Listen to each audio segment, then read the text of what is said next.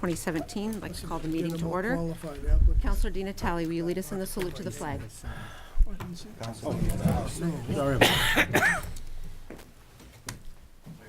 Councilor Di Natale. Pledge allegiance to the flag of the United States of America and to the republic for which it stands, one nation, under God, indivisible, with liberty and justice for all.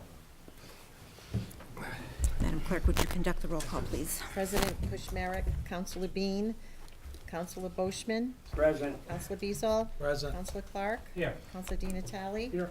Councilor Donnelly, Here. Vice President Green, Here. Councilor Joseph, Here. Councilor Caddy, Here. Councilor Tran. Thank you. Before we begin with public forum, I would first like to congratulate Councilor Tran in being recently elected to our state senate.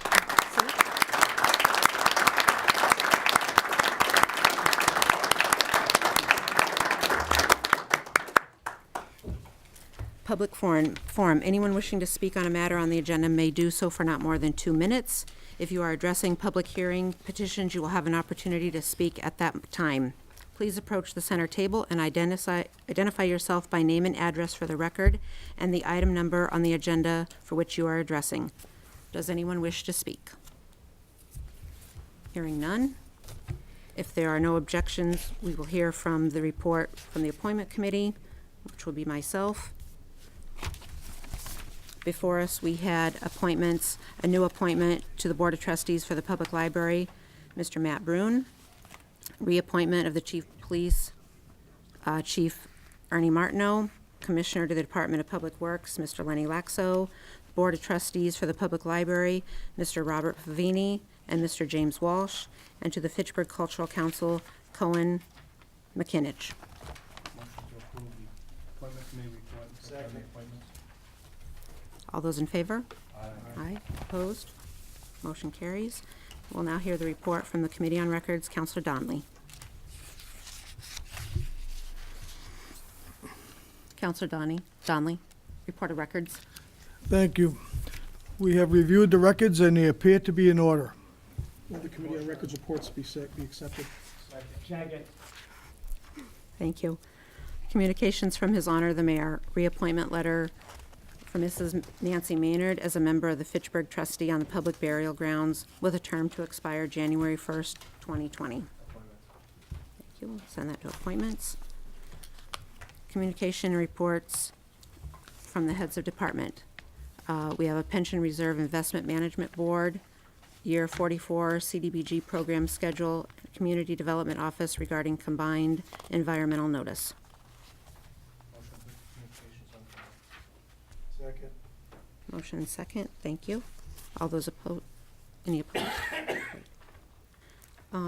We now have a special presentation from the Fitchburg Redevelopment Authority by Mr. Dan Curley.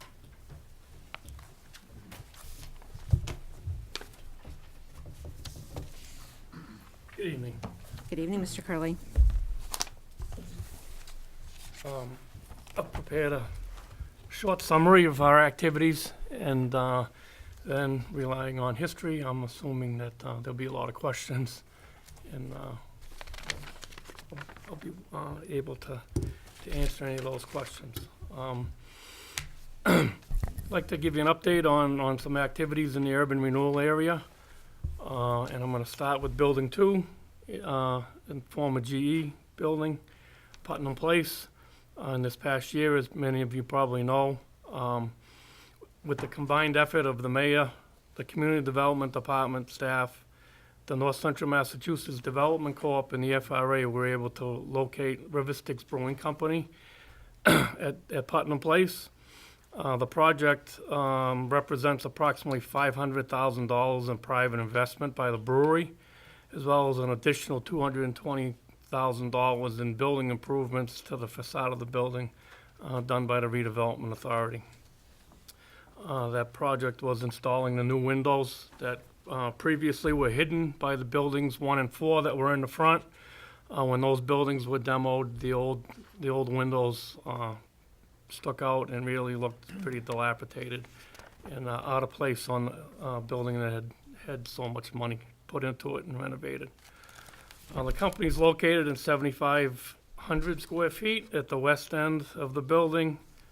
and they opened in July, as many of you know. Also, in July of this year, the city took another 2,000 square feet of office space in Putnam Place, relocating the Community Development Department into the building. That leaves that 2,500 square feet of unoccupied space in that building. And I'm not sure how many of you councilors were on board back in 2000 when the decision was made to keep that building and to renovate it. But if anyone tries to come down there to park now, I think you'll see that it's quite a success. There's a lot of cars there, a lot of people working there, a lot of people that come to the downtown because that building was renovated, as opposed to having a fence put around it or demolished by GE. So I think it represents a big success with the decisions of previous executive directors and city leaders. Also, Building 3, we've been working with a proposed tenant for about a year and a half now. He's finally finalizing his financing. He received his approval of his letter of intent in November, and we anticipate that project moving forward early in 2018.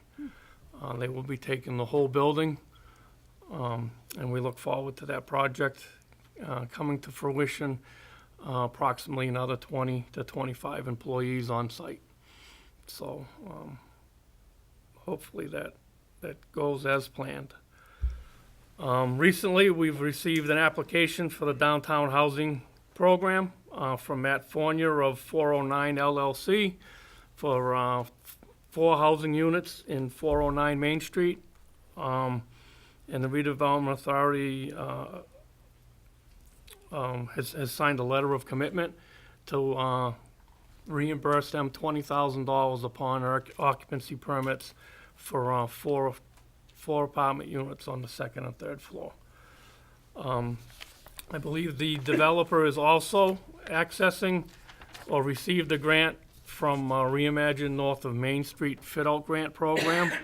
So they're pairing these 2 grants together, and the estimated project cost for the developer is about $350,000 investment being made in that property.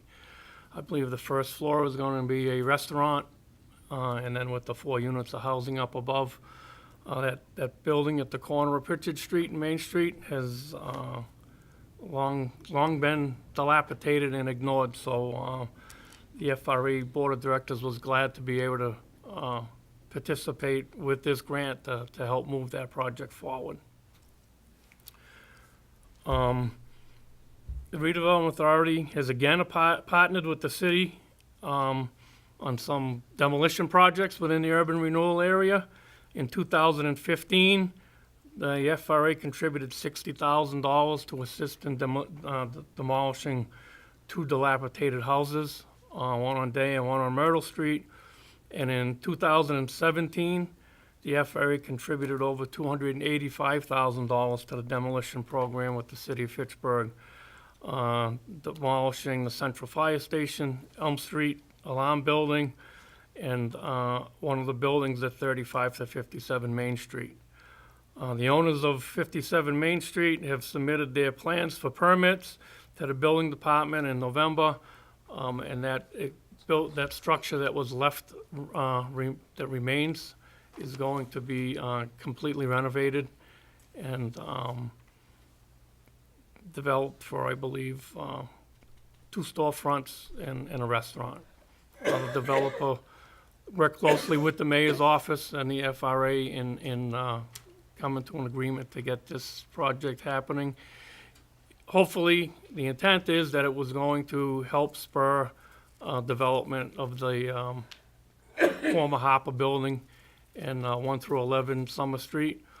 The conversation that we had with the developer was that looking out their front window of doing a development like that to look at 37 to 45 Main Street was that they didn't think they could convince finances to fund their project when right across the street was a dilapidated building like that. So we're hoping that this investment in that property helps spur the investment in the Harper Building, in that housing project. Also, with the city's NICE committee, we're using our EPA brownfields assessment monies for any potential environmental issues on commercial and industrial properties that the city is looking to move forward in taking possession of for tax titles or any other reason.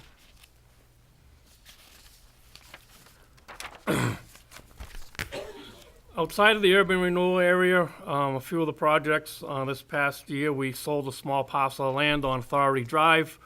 The gas station that is up there was having trouble getting itself situated on the parcel of land they had. They needed another egress and more parking.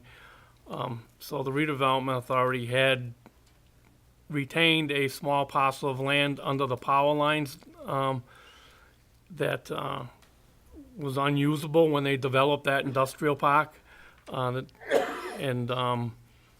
So when this developer came along and really couldn't quite make the site work for them, the conclusion was that with the addition of the land that the FRA owned, that project could happen. So we did agree to sell that to them, and that project moved forward. And a few things that we've done in collaboration with the city and the city's community development department. We have participated in the Smart Growth America workshop that the community development department put together, and also the city's economic development strategy planning that Mary Jo heads. We've been attending those meetings. We're looking forward to any suggestions that come out of both of those, and looking at ways that the FRA can help and implement any of the projects that the city decides to move forward with. Lastly, recently the city also got a Mass Development Site Readiness Program grant to look at trying to move that project forward. The redevelopment authority had already done a $25,000 preliminary layout report. And a couple of the main issues of why that project has been stalled is there was an original 3-year easement for the DPW to remove sand and gravel, the sand that they use in the wintertime to sand the streets. At the time, the estimate was they thought they would exhaust it in 3 years. That has expired, but we did have a verbal agreement that if there was still sand there left for them to use, that we would not be taking it away from them. The estimates that Lenny had given me was that the city saves about $1 million a year by not having to purchase that sand. And with 21 acres in Fitchburg and 35 in Lunenburg, no matter what happened there, you would not receive $1 million in real estate taxes to replace that sand and gravel. So the city benefits by exhausting that before a project moves forward. And I think I heard recently that they either have a better technique or better equipment to sift that sand. So they what they may have thought was unusable at one time, they may be able to continue that. If they do, we really, we're at the point where we can't do much more planning until we know exactly what is left, what needs to be cut and filled, be graded, things like that. We are hoping that the Mass Development Site Readiness Program can help us deal with some issues and move us along a little bit in the planning stages so that when that time does come, we can go to funding sources and use the information that Mass Development gives us as ammunition, if you speak, to why our grant proposal would make a big difference in the city of Fitchburg in developing that site. Counselor Boschman? You say how many acres on Blueberry Lane? 21, you said, or 25? It's not Blueberry Lane, it's the sand pit site Yeah. on Airport Road. Yeah, but I thought it was. Okay, Blue- it's up adjacent to Simon's. Yeah. There's 21 in Fitchburg and 35 in Lunenburg. I have a question for you. Question. Have we ever thought about if we do develop that land for industrial, putting a road across from Airport Road all the way to Summer Street while they're doing that Summer Street connection over to eliminate a lot of the problems that we have on Bemis Road and John Fitch Highway in that congested area?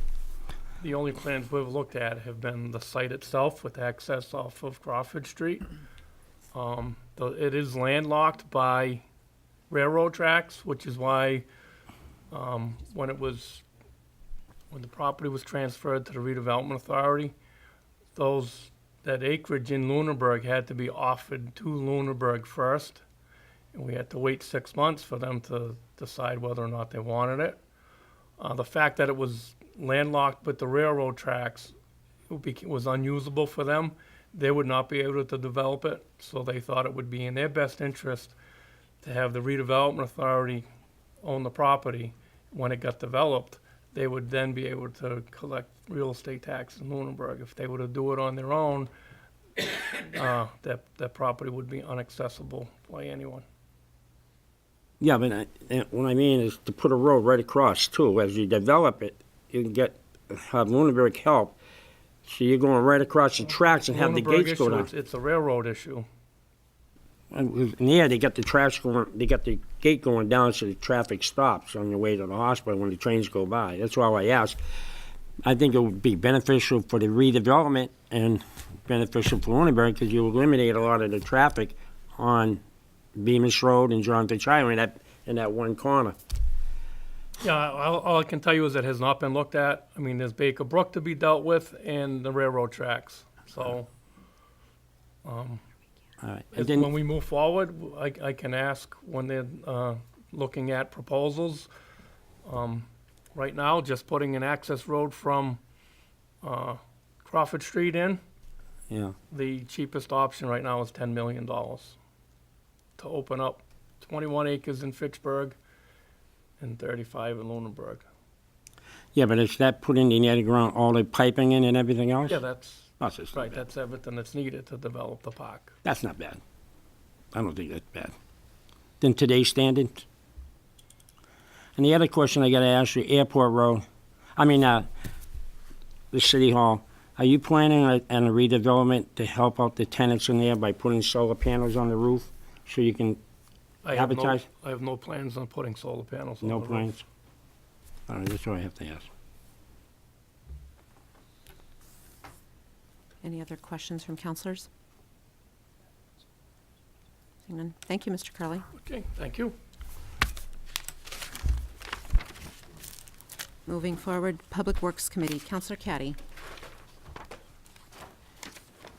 Public Works meeting held on November 28th. We heard several petitions, 23117 Darlene Gross Nickel to petition for an additional streetlight at 364 Pearl Hill Road for safety concerns as detailed in closed petition was held in committee. 24317 Council Paul Boschma on behalf of Norman Bove to request a sidewalk in front of Dunkin' Donuts located on Electric Ave. That was held in committee. 24517, Daniel Malloy to repair the apron at the end of his driveway on 95 Old DFO Road, which is on city property, was granted. 25517, Council Amy Green to repair and remedy the sidewalk issue at 210 Haywood Street, was granted. 28217, Council Angelo Bijou to repair a berm at the corner of Pearl Hill Road and Juniper Road, was granted. 28717, Council Jody Joseph to repair a sidewalk where a tree was removed in front of 151 Harrison Ave, was granted. And 28817, Council Jody Joseph and Moran Square Realty to repair sidewalk on Summer Street and Lunenburg Street in front of Moran Square Realty was held in committee. Motion to accept Public Works Committee report. Second. All those in favor? Aye. Opposed? Thank you. Orders, Finance, Counselor. 3917 and 39517 is Finance. Second. Motion second.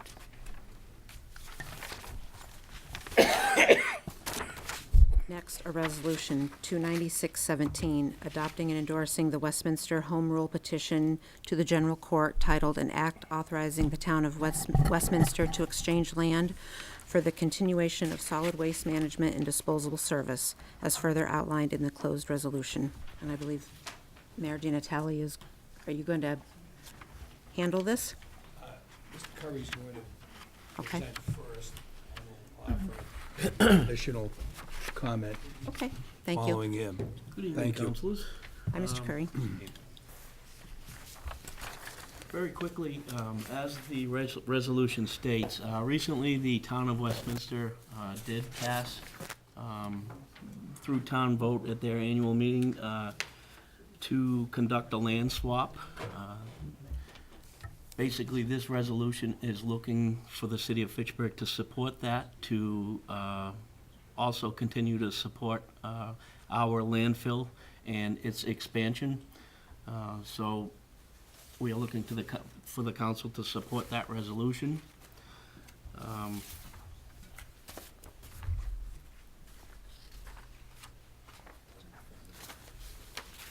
Really quickly, I'd like to just mention some of the benefits that the city has experienced with the landfill.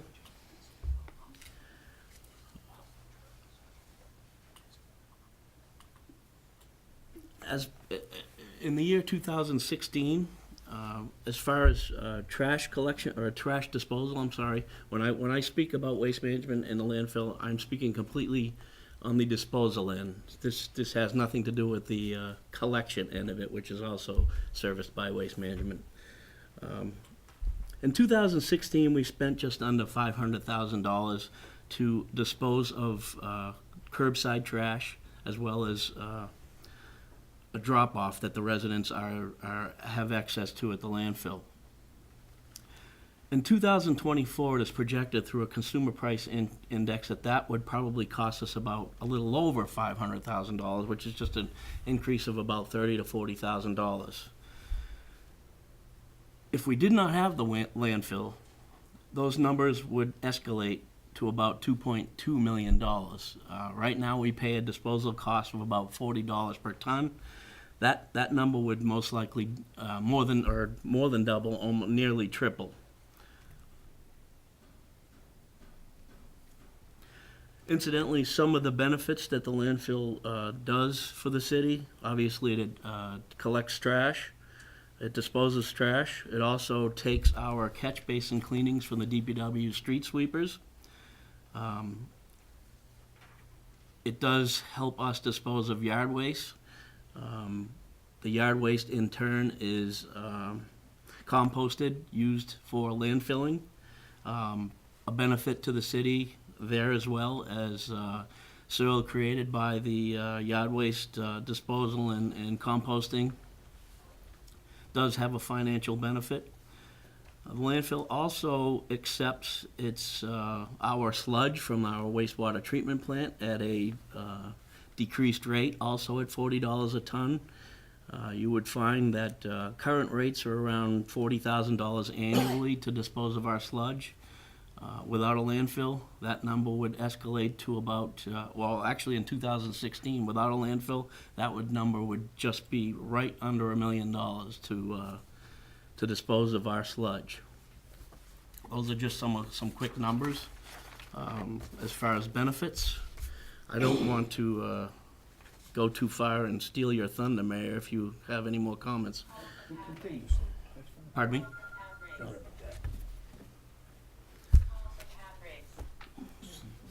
So,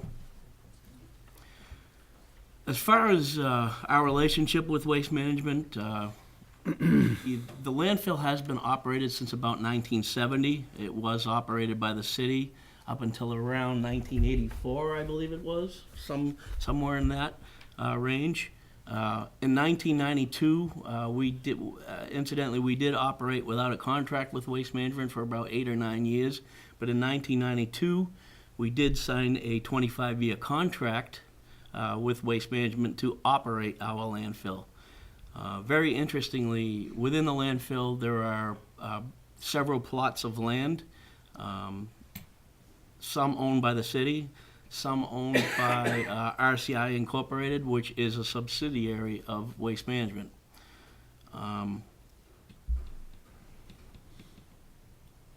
So it's an interesting relationship there as well, as far as the contract goes. But incidentally, as that 25-year contract was up this year, but in 2010, we did amend and restate the contract, and that contract brings us to capacity, which is estimated around shortly before 2025. I believe Waste Management has been a good, capable, responsible partner of the city. They've been a terrific operator of the landfill. We obviously get complaints regarding the landfill, but most of the complaints are either rectified or not justified as far as odors and nuisances. We believe that unless the steps are taken now to continue to operate our solid waste management, the city would look to lose roughly about $2 to $3 million annually in host fees if the landfill were to close, in addition to the fees I mentioned earlier. At the request of the town of Westminster, Waste Management has explored ways to extend the life of the landfill, and they are committed to submitting a proposal to do so.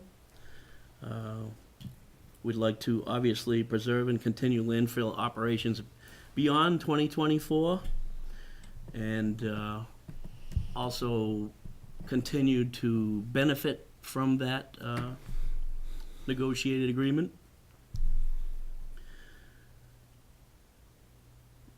I don't want to be repetitious, but we do receive a discounted tipping fee, as I mentioned. We are allowed to have residents use our residential recycling drop-off section. Waste Management has, the town of Westminster has their own, so our residents are free to drop off their recycling. With a permit, of course, that isn't free. I'd like to mention that we do have several household hazardous waste collections that are operated at the landfill annually. The cost of that is roughly near $20,000. The Waste Management crew also reimburses for our city scale attendant who weighs trucks in and out. Also checks permits. That salary is completely covered and reimbursed by Waste Management. We stand to lose about, over the last 3 years, $5.6 million total in revenues. That's a real quick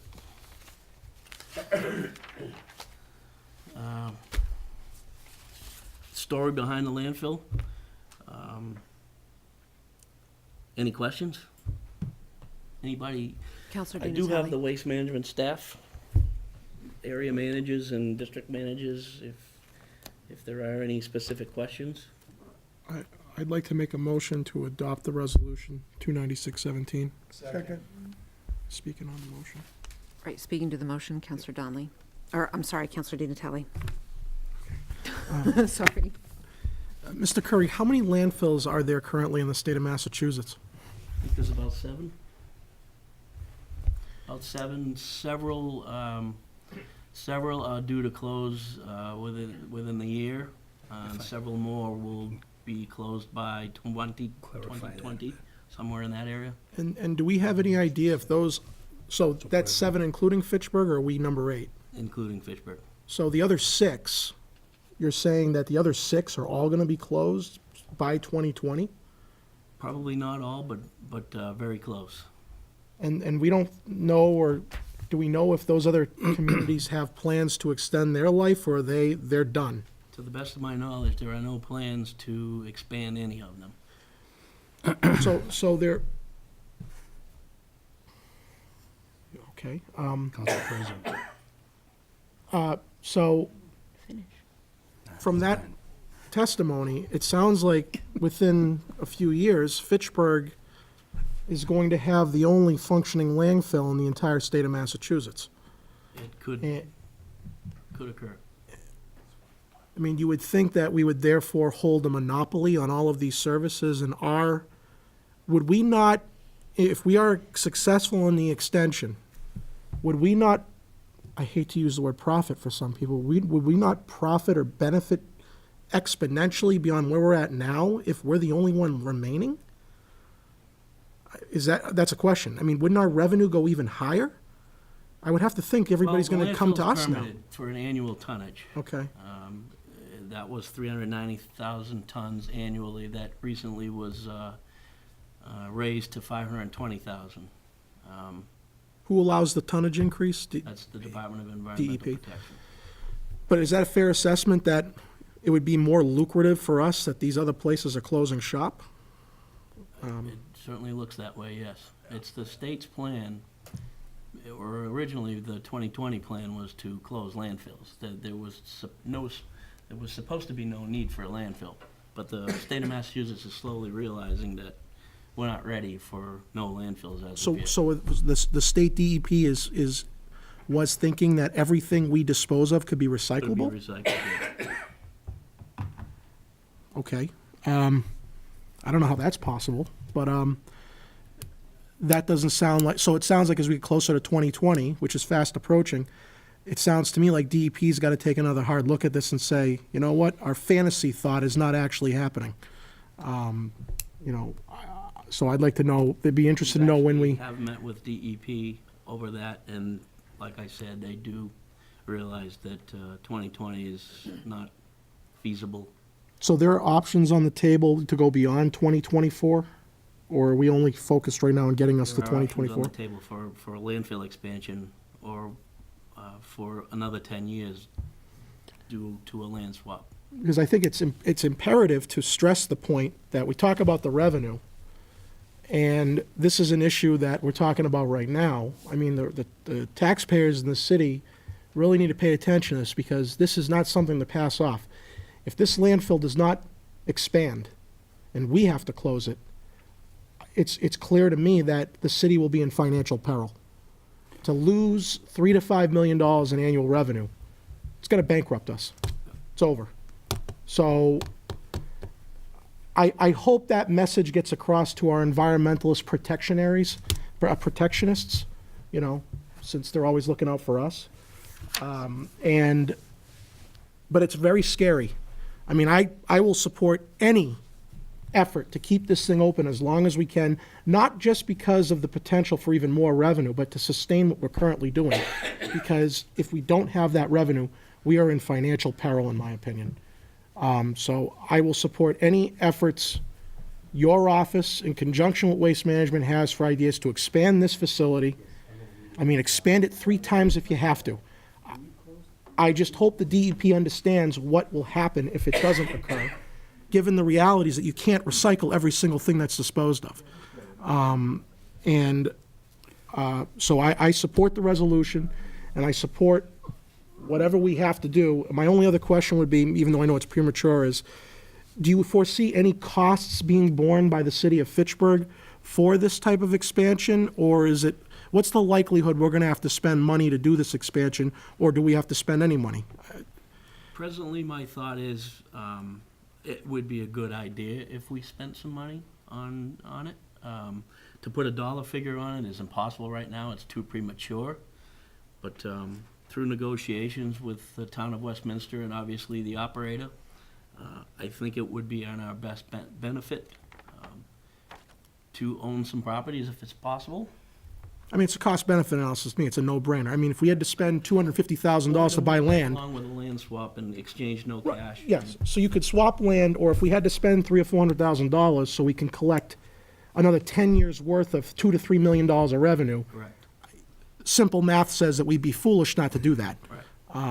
The negative far outweighs the positive. I mean, the positive far outweighs the negative. Correct. The cell that Waste Management just completed operation out of, the city of Fitchburg could have purchased for $86,000 or $88,000 in 1986. So we're talking 20 years of disposal that we did receive host fees from, but could have done better. I mean, is this a national trend? Like, I think if all the landfills in Massachusetts are gone, what about Rhode Island, Connecticut, New Hampshire, Maine? I mean, it sounds like state to state, so we're gonna kick it all off here at the state level, and then everybody's gonna have to go elsewhere.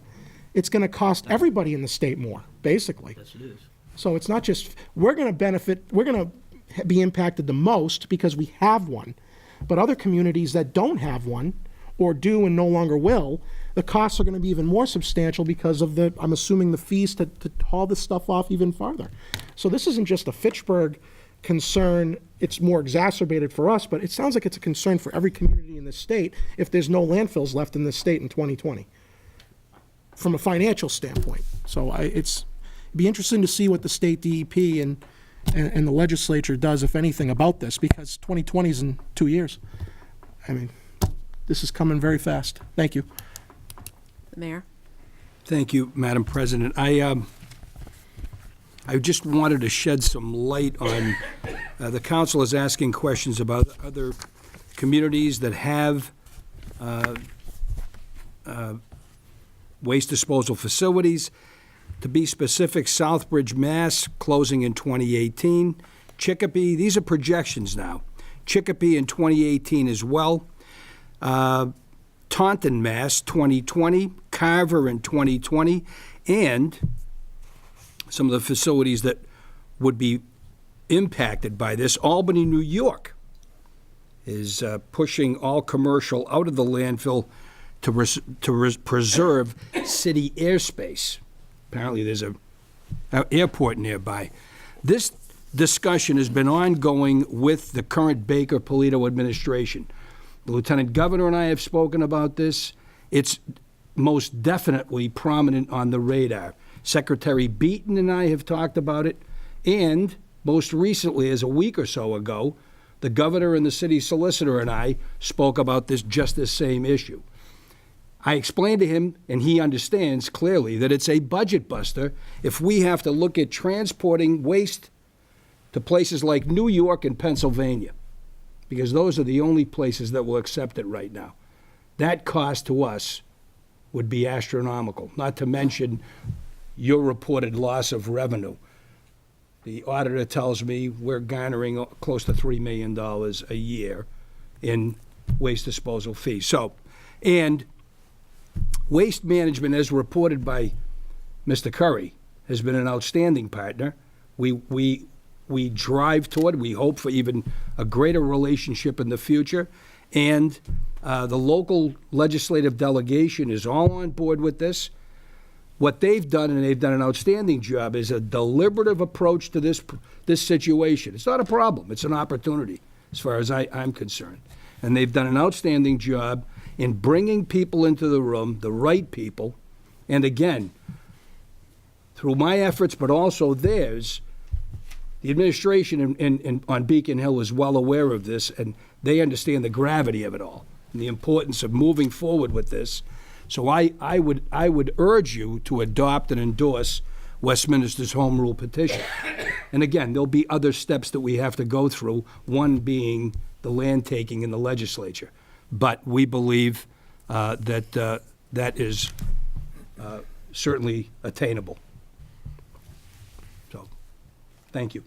Thank you. Attorney Pusateri? I just wanted to comment, Councilor Di Natale touched on environmental concerns, and I want to make sure that everybody that's listening at home and is concerned about the environmental concerns that this project might impact is that this is actually going to be an improvement for conservation efforts. It's actually not going to be consuming more land. It's actually going to be placing more land into conservation if we are successful in the resolution and in the home rule petition for Westminster. Yep. Typically, and I know Waste Management's been working with DCR, and they're good partners in environmental protection, but we're looking at roughly a 1-2 swap, or at least an expansion of additional conserved land, and it's something that is an opportunity in that aspect for further conservation and other protections. So just want to make sure that we're all aware of that. Counselor Boschman? You're telling me that the DEP, you said it's DEP, right? DEP, or what is it? The Department of who? Massachusetts? Environmental protection. And they can come in at any time and say, in the next 3 years or 5 years, they can say, we're shutting you guys down like they're doing in Carver. Carver, they can't expand, right? Carver can't expand. Or they're just shutting them down.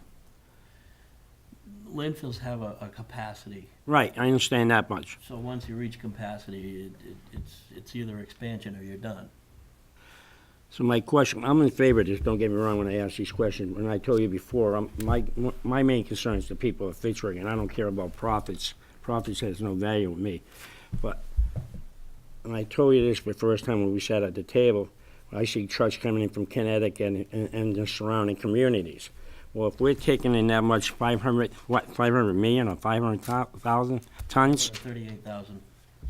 and aren't we filling up their landfill a lot faster? If it just was Fitchburg, Westminster, say Leominster, Sterling, Lancaster, and these small communities around here, and still make a profit?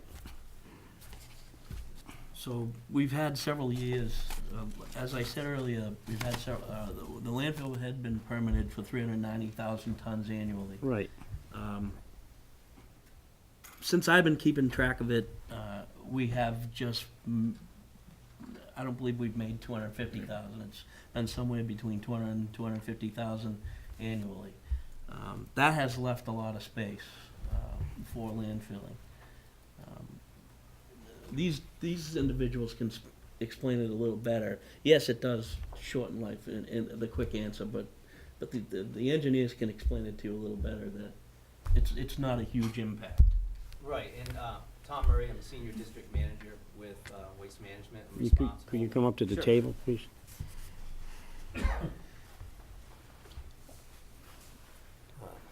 Again, Tom Murray, Senior District Manager with Waste Management, responsible for the Fitchburg landfill. Proud graduate of Fitchburg State University, class of 1990. And I think I've been hanging around at the Fitchburg landfill since, greater than half my life. So, but specifically to your question is, yeah, and what we did is we teamed up with both the city of Fitchburg and the town of Westminster to expand capacity, not only to be able to drive more capacity in, but also to make it more, to attract, more attractive and easier to use for our customers. That was one of our biggest benefits. And so what we did when we went through that process was to guarantee that we will serve the city and also the town of Westminster until 2024. So if we fill up quicker, revenues are still going to be the same because it's a shape, and we're going to fill in that shape. But we're also guaranteeing to the town and the city that you will have capacity at that landfill until 2024.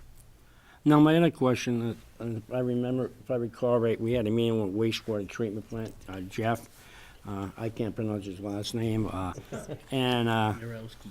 he was talking about the EPA getting involved and with our slush, and he said that there's a time where we may not be able to dump slush up there. Is that going to still, would that affect us? Are you still be able to take in slush? Yeah, we'll take in the city sludge as long as it meets permit. As soon as it gets out of specific permit, and then we can't take it anymore, then we can't. But we do have a sludge for leachate agreement with the city, in which we entered. We take in 8,600 tons of sludge annually, and in turn, they take in our leachate. It comes in about a market rate of about a cent a gallon, so that's good. And anything over 8,600 tons, they receive a discounted rate of the $40 per ton. So it's been a good relationship. Also, any other issues that we've had, most recently we've had an issue with pumping, and Jeff and the city, great partners. They're helping us out immensely. Taking where we're having a pumping problem, we're able to truck leachate to the plant, and they're accommodating us. So again, it's a give, and it's been like that for a long time. Now, my question, the other question I got to ask you is very important, and I hope you speak up very, very loud. Waste Management picks up the trash on Route 31. Am I right or wrong? You hire employees? We do. We have our own laborers, and then I bring in a team of laborers to pick up that street. Being responsible, the Fitchburg landfill, I have two very important jobs. Number one is to support the operation of the landfill, and number two is to make sure Dan Tossi and Sawmill Pond are happy. Those are my two major jobs, and they've been like that for as long as I've known Dan. So you go right down up to Route 2 where they come off the We'll go ramp? across the bridge. We go right across the bridge? Yeah, and then sometimes if state police are going by, they stop and put their lights on for us, but we make sure we do that weekly. And, one thing to in the years that we've been picking trash, 90% of the trash that we pick off the side of the street is Dunkin' Donut cups, not trash.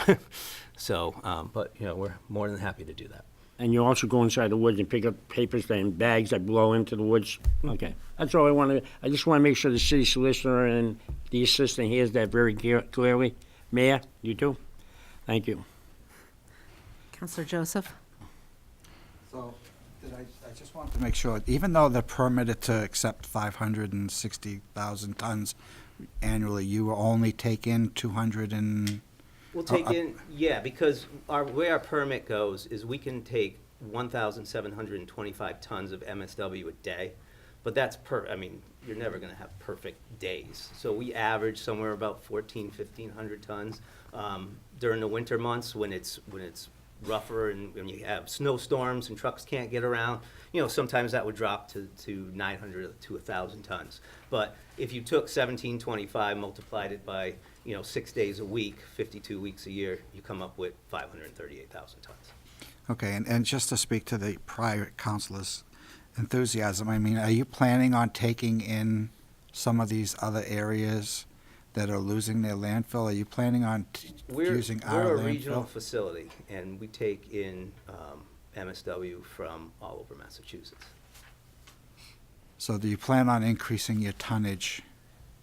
This is really step one of a very long process. We still have to go through Massachusetts Environmental Policy Act, and that's really going to dictate what this project looks like.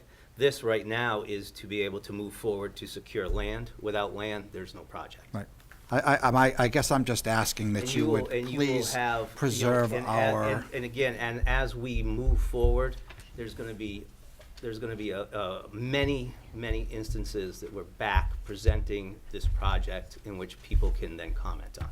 Okay. Just continue to preserve Fitchburg and Westminster's interest in how long we will be able to use that facility. And if you in think the of this, future. if you think of the landfill, Waste Management is a $1 billion Yep. company, and we're always investing in more technology and future technology. So with this expansion, there's really not a lot of other technologies that can handle the volume that the United States make. But as that goes, if you can consider this next 10 or so years as a bridge, we may be back here in 5 or 8 years saying, all right, landfill was great, it bridged us to the next technology. Or we may be back here saying that we need to continue the landfill. I personally think that 90% of what I produce for waste can either be recycled or repurposed through Salvation Army or whatever.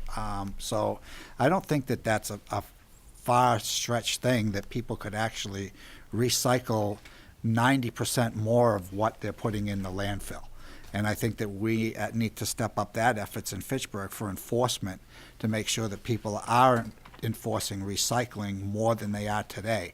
Because in my household, I know that 90% of my stuff goes into the recycle bin and less than 10% goes into the trash. And I think that I see my neighbors on a weekly basis with overflowing trash barrels and not putting out their recycle barrel. And it's like, that's the kind of stuff that's going to make us all lose in the future. So I think that we need to continue that effort to enforce people to recycle. I agree. It's funny you say that. We do have a contamination issue with recycling in the city. And now China, the leading receiver of most of our recyclable materials, is getting very tight with how much contamination they can receive. So we have stepped up within the last few weeks, monitoring curbside. So you will start to see rejections by the waste management packers, as well as my staff been going out at 7 a.m. and tagging barrels that aren't meeting the, we do have mandatory recycling in the city. So those barrels that aren't that have recycling, recycling barrels that do have trash in them will be rejected. Yep. It's already Like you said, started. You tag everybody whose trash barrels, recycling on out on the curb as well. What we've done is, we've looked at the numbers in the last year or so and picked the two to three worst areas, the worst offenders, and we're tackling it that way. It's more manageable Thanks. staff-wise. Counselor Donley? This is nothing to do with waste management or the Board of Health, but just at the whim of some state agency. There was material that was not allowed to be dumped in the local landfill, the specific dumps. It was gonna be trucked out of Massachusetts because it wasn't allowed to be dumped in Massachusetts. New Hampshire was willing to take it, and the cost was gonna be approximately $5,000. But the state of Massachusetts, whatever agency it was, would not allow it to be dumped in New Hampshire. So it had to go to, I believe, either Pennsylvania or Ohio for 5 times the cost. Because some agency would not allow it to be dumped in Massachusetts, would not also allow it to be dumped in an approved site in New Hampshire. So they had to take it far, far away. Just an example of, you don't know how the agency, or what they're thinking. Are they protecting the world at the expense of Massachusetts business? Thank you. Counselor Caddy? I see more and more communities adopting a ban on plastic bags. Is that something we're considering? Well, how does the council feel about that? Did I read Boston? Boston has, yes. Cambridge has, several of the surrounding Boston. So I think you can agree yourself on the city cleanups in the spring. If you drive up the landfill presently, councilors, you'll see the litter fences are loaded with plastic bags. That's the worst. And the bags, the first wind that comes, they end up in the trees. I mean, it just looks horrible. So where would that start, out of your office? Could. I'll put a petition in Monday. If there's no further questions, I have a motion and second to accept the resolution. All those in favor? Aye. Opposed? So moved. Granted. Thank you. Thank you, gentlemen and Thank you. ladies. Thank you.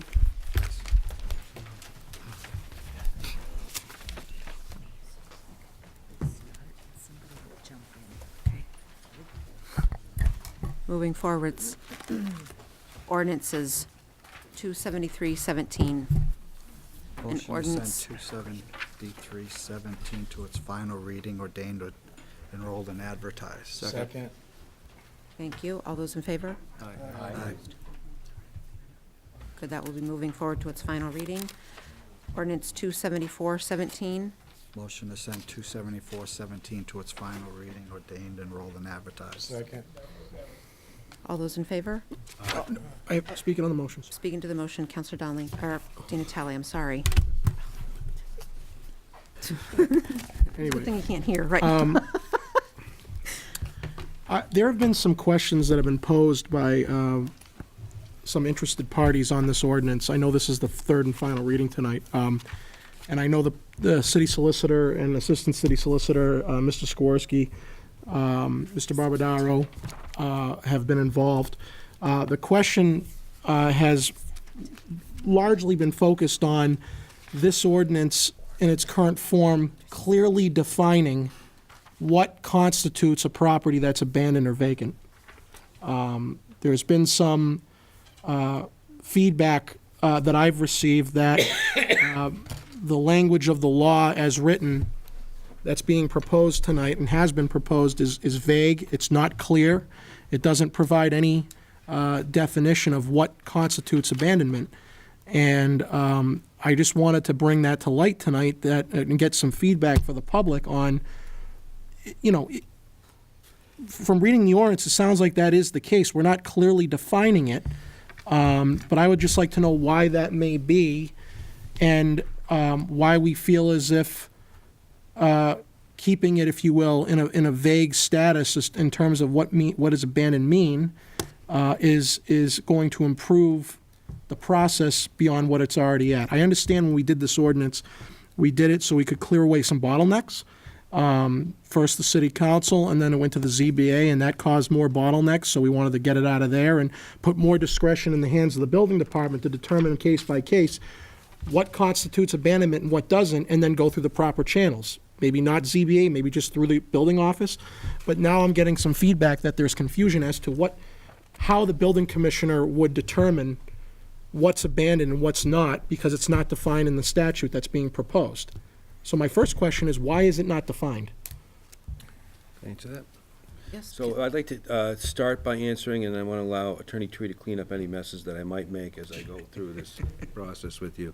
The first part of the answer to your question would be to say that the question is not necessarily as important tomorrow after we pass this ordinance as it is today.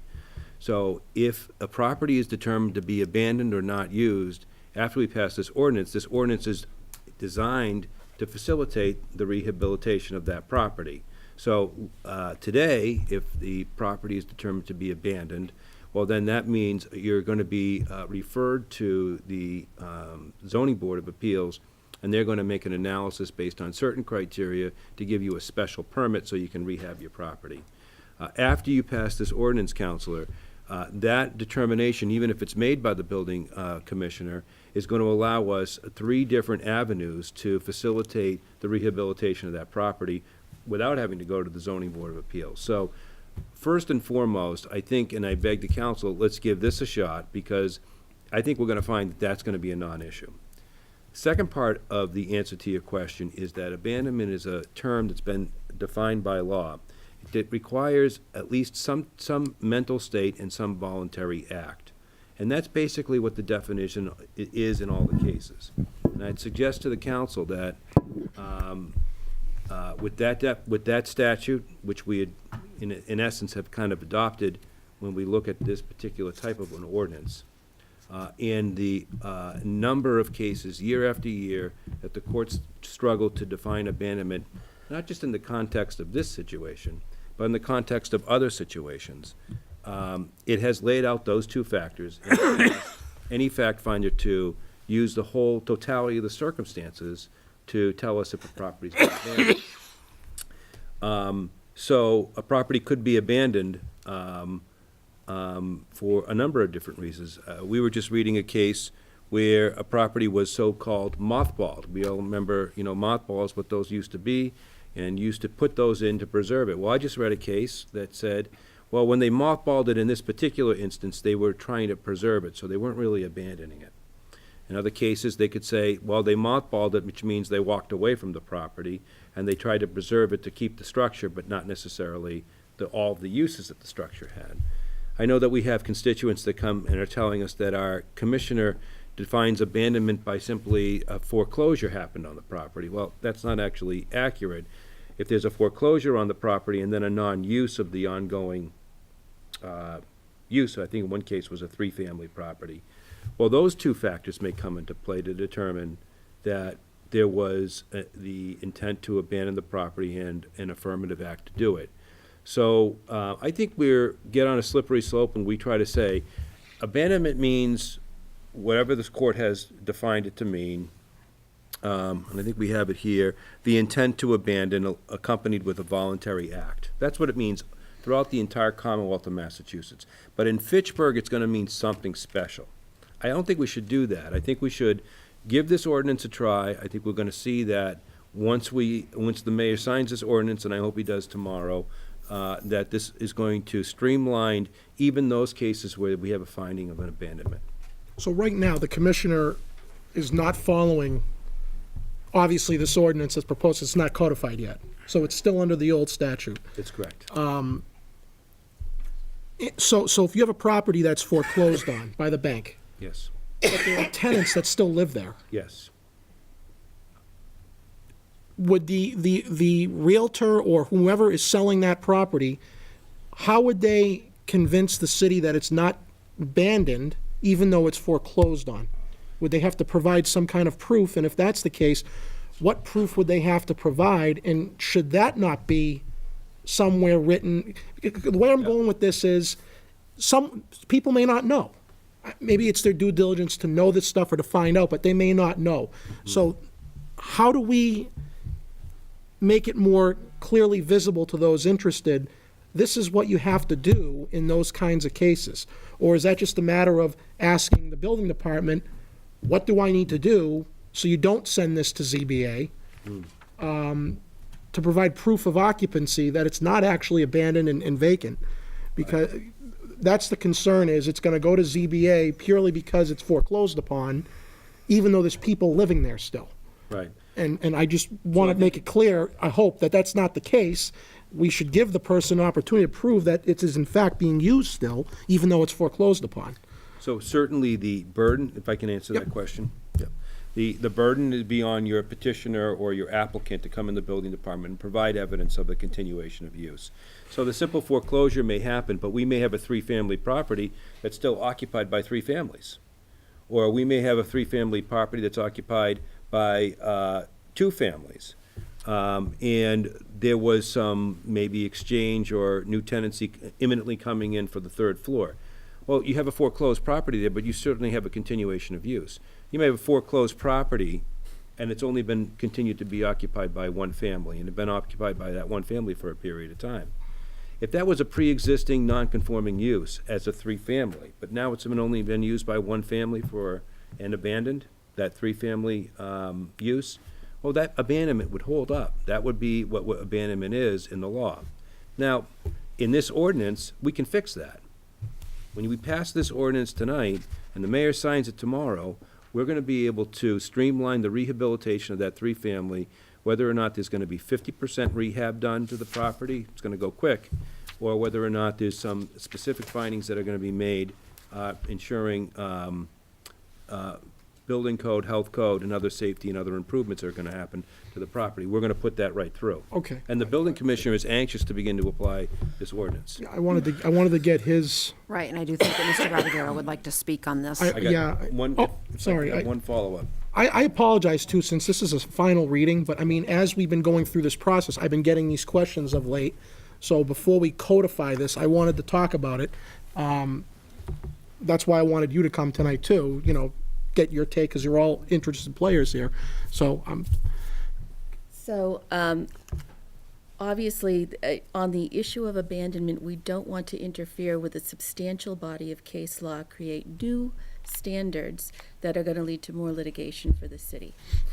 But another point of confusion with applicants has been that there are in fact two different criteria on which you can lose your protected status. One is abandonment, the other is non-use for at least 2 years. And they try to conflate the two, where they say, well, the power's been off, but it hasn't been off for 2 years, so I'm still fine. Abandonment can happen in an instant. If you have the combination of intent and you have the combination of conduct. One of the examples in the case law is a nursing home that was non-conforming because it wasn't in the right district at the time, and it gave up voluntarily its license to be a nursing home with the Department of Public Health. That didn't take much time, but it was an abandonment. So, despite a lack of intent to abandon, if in fact you have a two-family and you only have, or I really should use a three-family because that's really more of an example where you'd have a protected non-conforming use. You have a three-family, you don't stop using it altogether, but you only have two families in there for more than 2 years. You have therefore not used your protected use for more than 2 years, and then there is a very clear line to say the use stopped here, you didn't continue it for 2 years, and now you've lost protection. You have to follow the new ordinance. However, as Attorney Pusateri said, the burden necessary to follow the new ordinance is not onerous. It encourages investment in our city and our housing stock in a meaningful way. thank you. Mr. Barbadaro? I just want to add to that if I can. No, by all means, continue. Thanks. As you can tell by the solicitors, it's really complicated to try and come up with a definition of something that doesn't have a well-defined metric.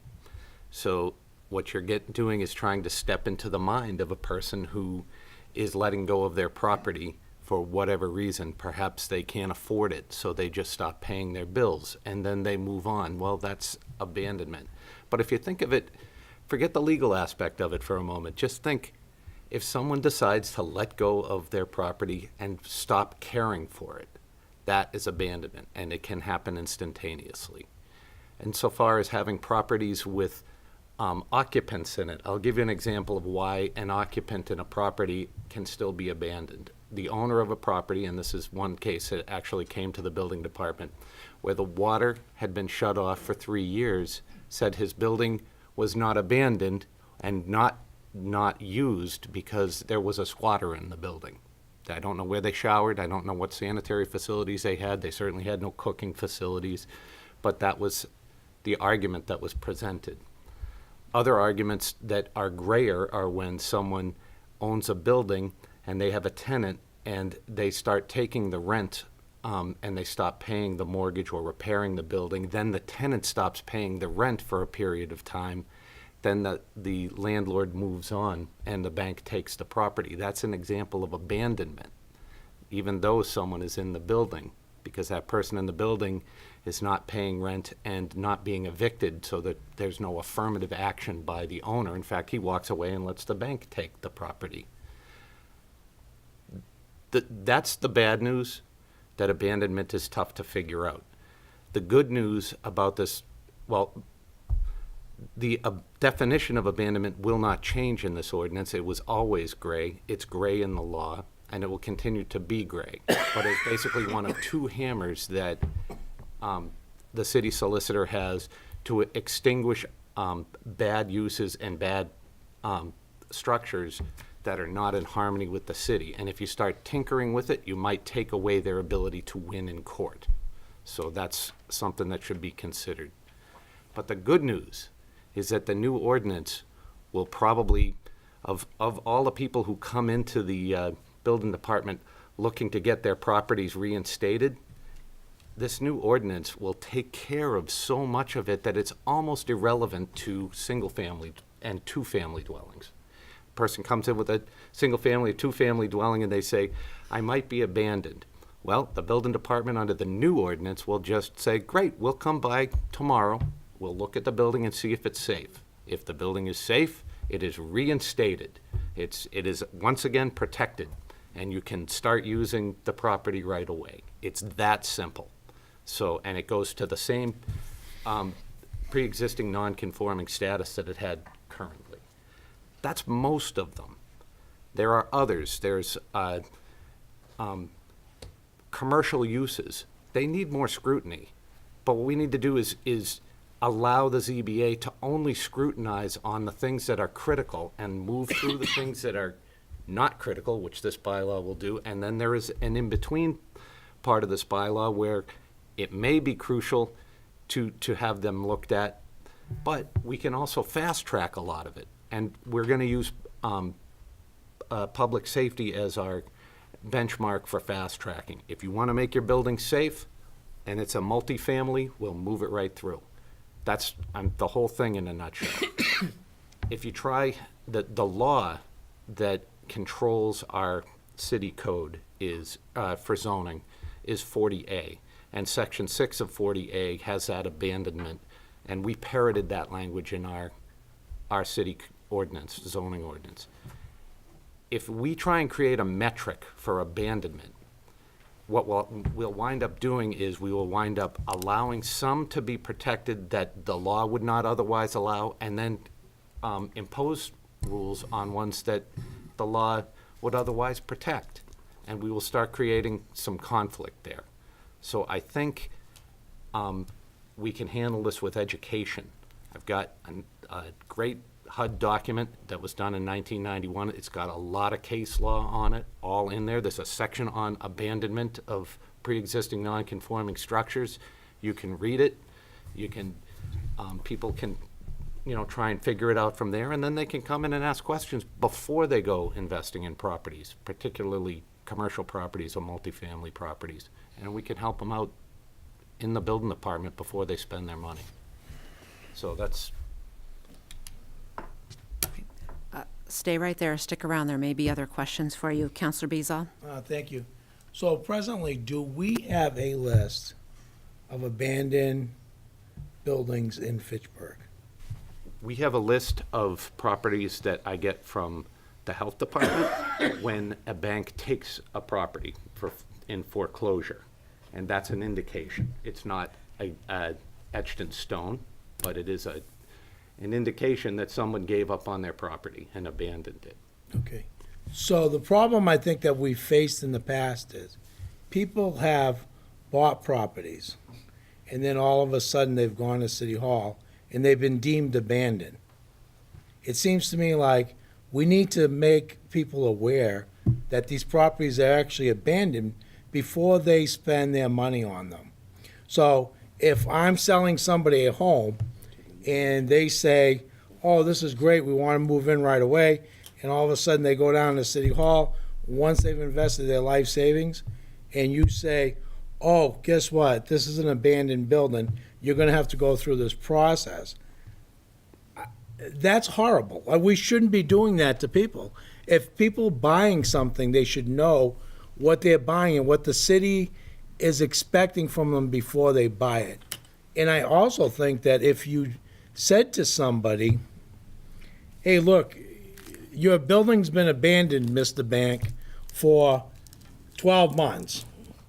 Just to let you know that we have a policy in Fitchburg, if this continues to go on, it may be considered an abandoned building, and it may be harder for you to move this building later on. It might light the fire under some people to say, I need to put somebody in that building before it reaches the point where it loses value. Because I'm almost willing to bet if we did have a list and these properties appeared on it, the value of those properties would be impacted by the fact that now they have to go through a special process to occupy that building. May I respond? Sure, yes, please. We actually have people in the room tonight who have bought properties, single-family dwellings, and they're hoping to possibly move into them. And I want to move this bylaw through if you guys find it acceptable, so that when the mayor signs it, I can actually give them building permits and move them through without a hassle. But there's another part of this. When people rent a dwelling in a multifamily building, they're also expecting a certain level of safety.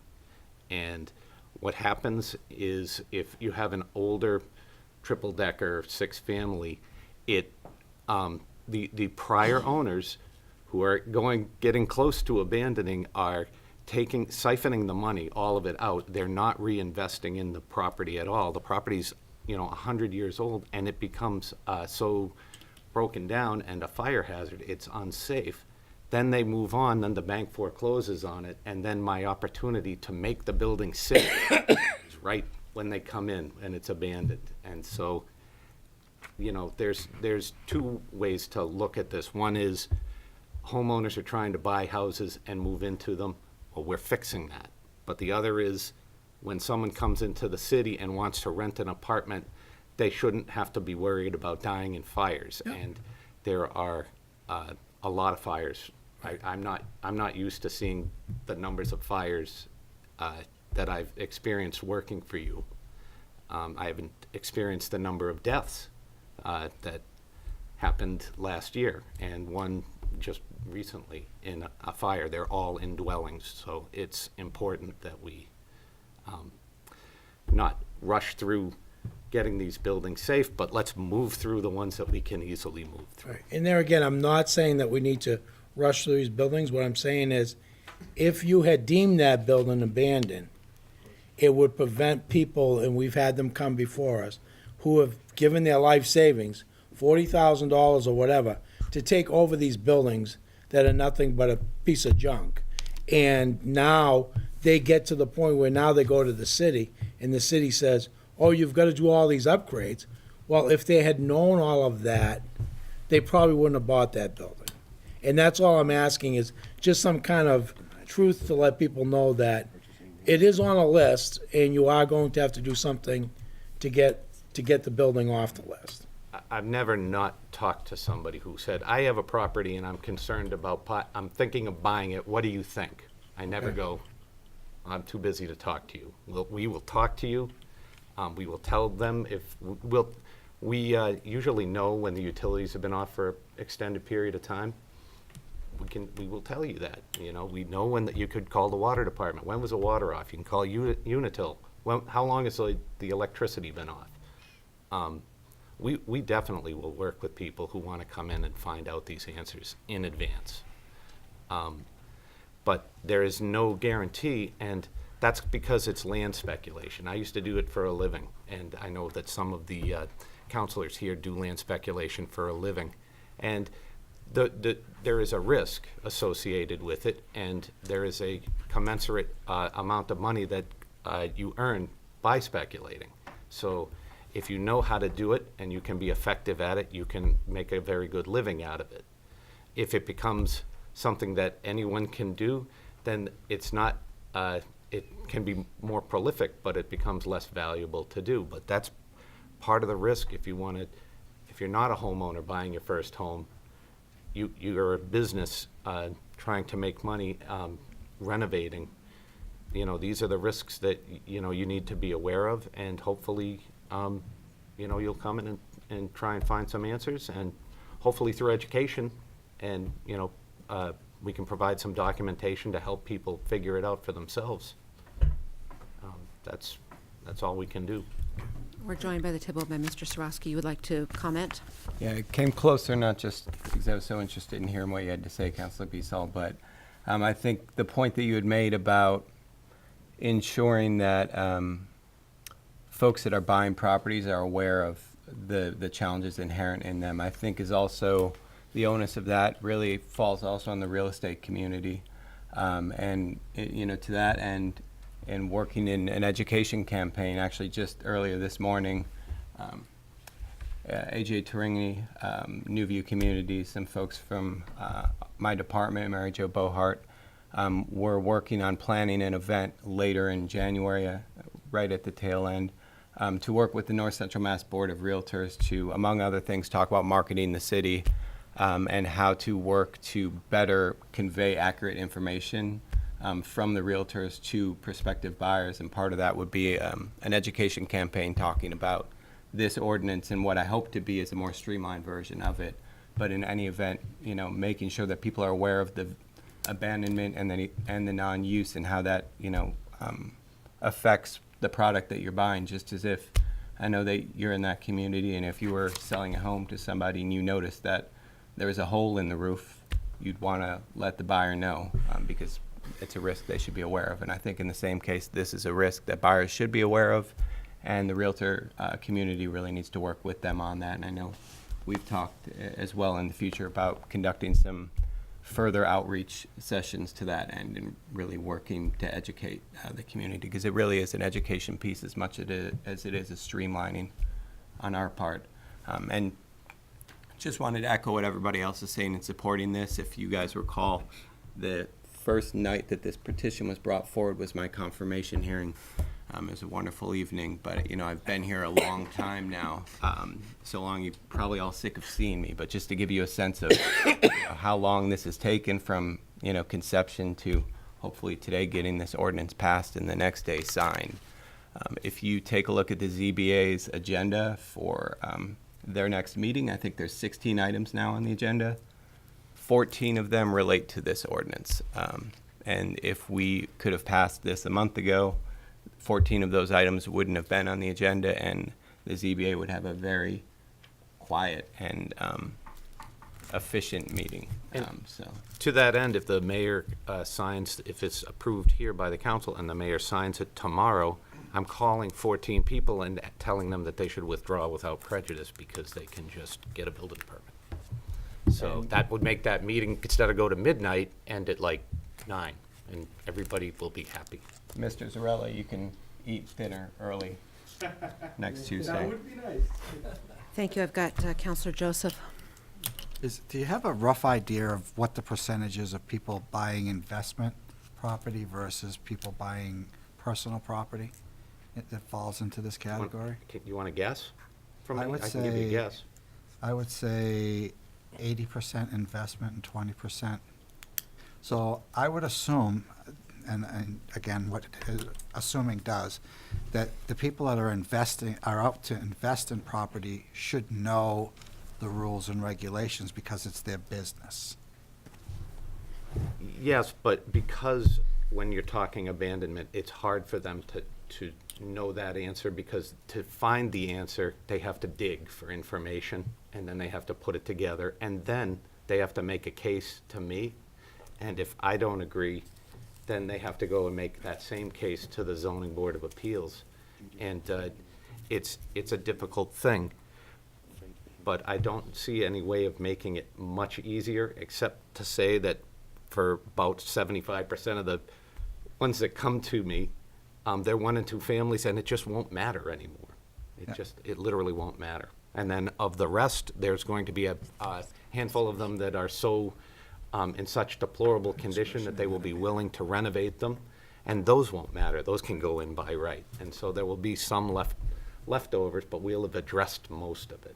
And I don't always agree with my fellow Councilor Boschman, but, I mean, we need to protect the city and its residents. And I've seen people that have tried to flip a house that put lipstick on it and try and sell you a pig.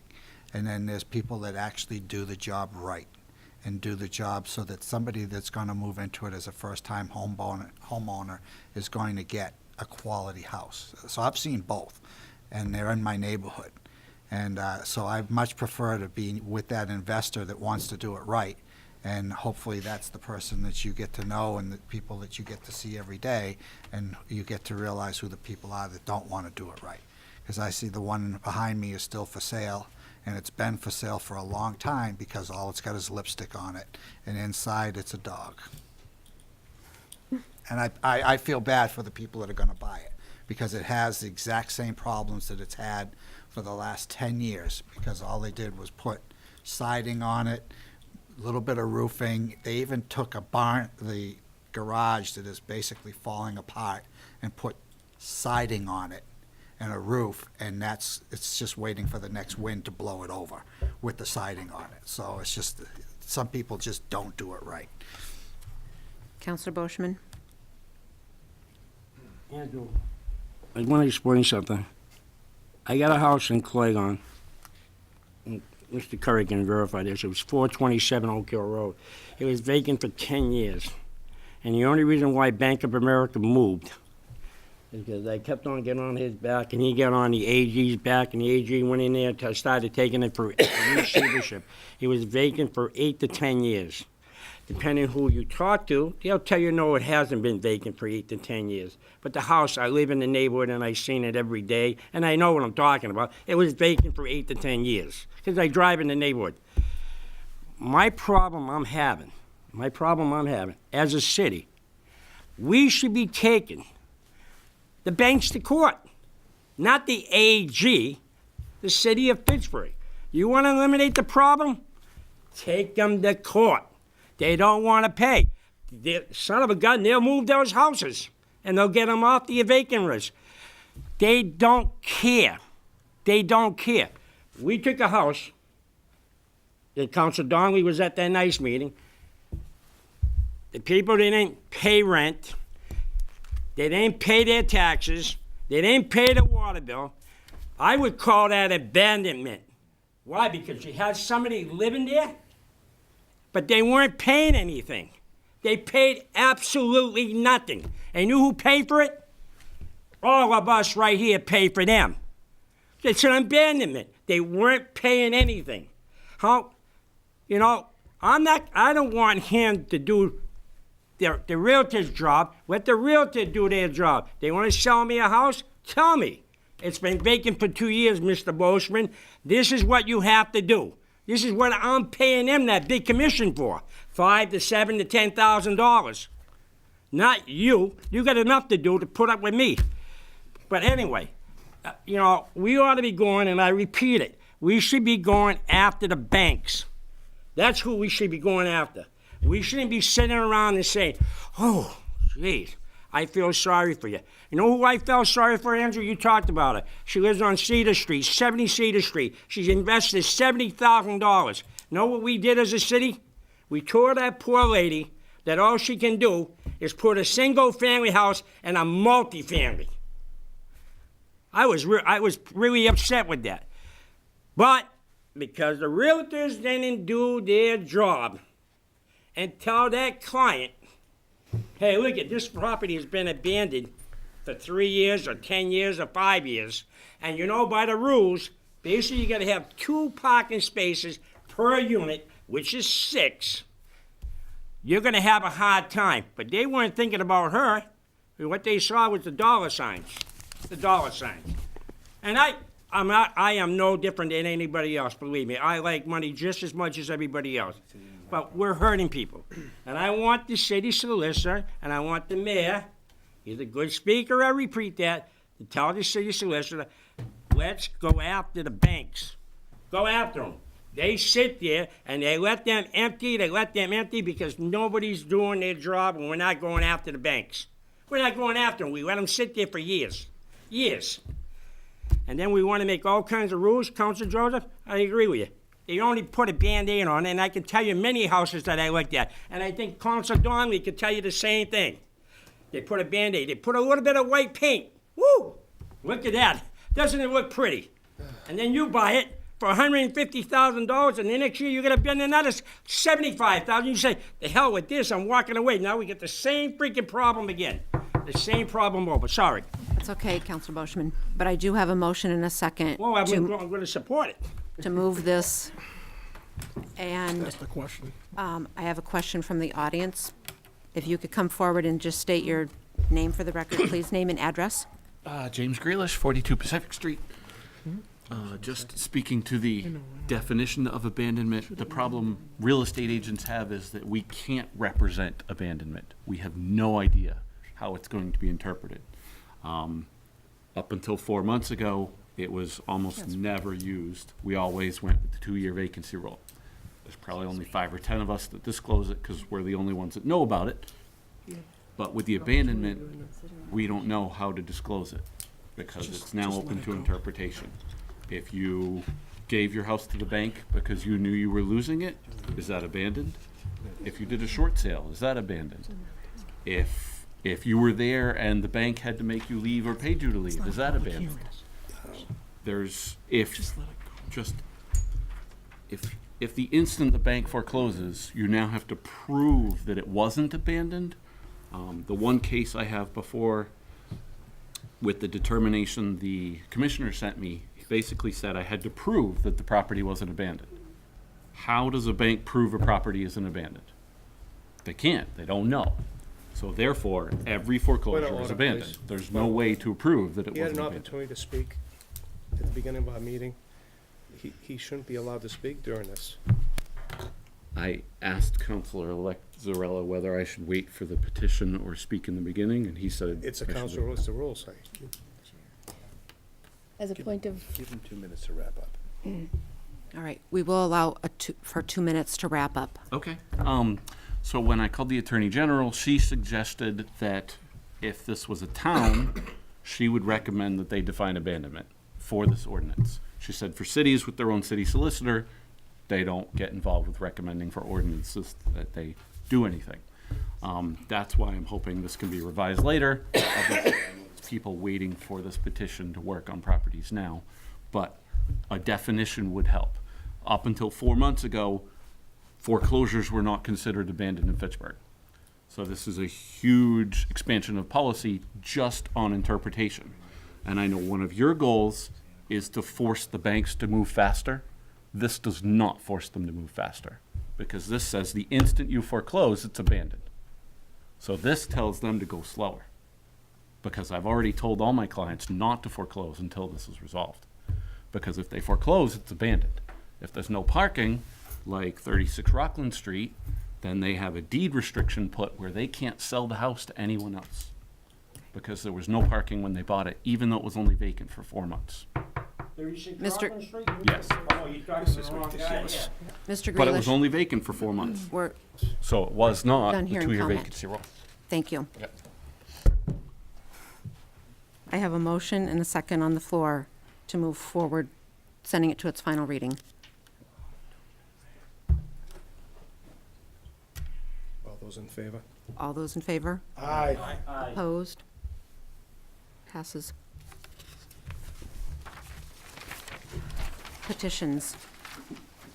Motion to send 29717 up to and including 30117 to their respective committees. Second. Motion second to send the petitions 297 up to and including 301 to their committees. All in favor? Aye. Opposed?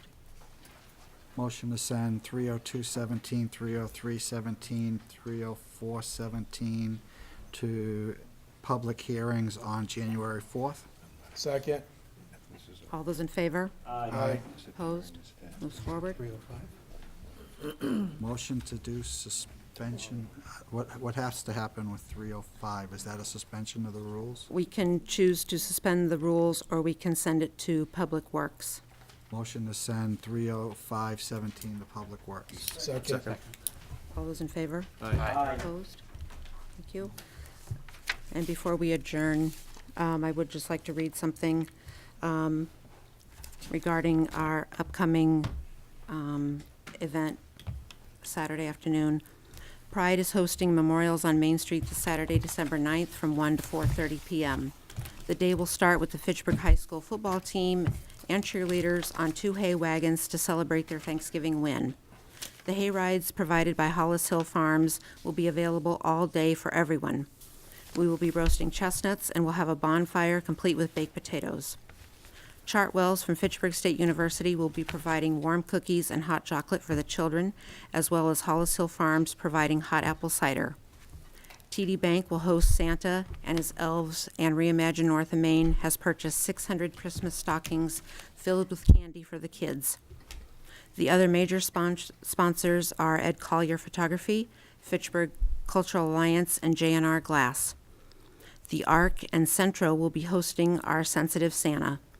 The Stratton Players and Riverfront Children's Theater will be dressed in Victorian era and interacting and singing on Main Street, Fitchburg. Fitchburg's own Todd Goodwin, storyteller, will be Charles Dickens, will be performing. Sharon Bernard, our librarian, will be Mrs. Claus and reading short Christmas stories. There will be 4 retail locations that will host bakers, crafters, and artists with special Christmas gifts for sale. Food trucks will be set up on Main Street with Christmas music playing everywhere. Thank you, Fitchburg Pride. And again, thank you, Councilor Caddy, for pulling this off. It looks like we might even get a little sprinkling of snow, so that will make the festivities even greater. So thank you for that. Motion to adjourn. Second. Second. All those in favor? We are adjourned. Aye.